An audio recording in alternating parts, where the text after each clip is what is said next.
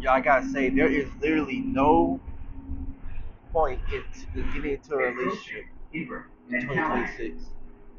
The only people that get into relationships in 2026 and probably for the future is basically rich people, millionaires and billionaires. They marry or they get into relationships with these female girls. But I tell you, like 95% of women are hoes.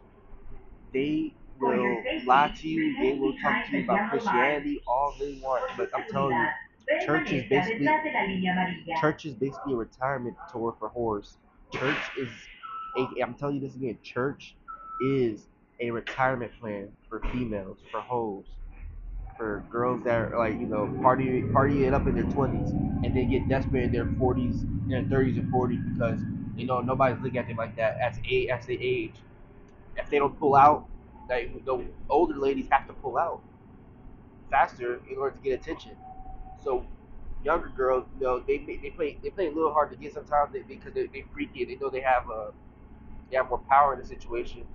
So it's easier for them when it's easier for women when they're younger in their 20s as opposed as they get older. But women really don't understand that until they really hit the wall.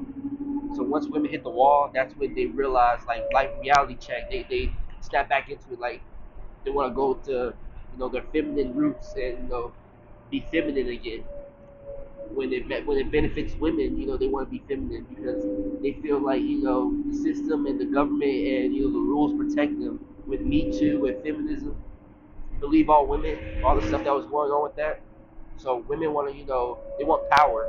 That's all they want. They want power, and they're greedy. So and they have a massive ego. Women have a big ego. So when they have power, they think that they have a masculine urge, because women feel like they're in survival mode all the time because they're generally weaker than men.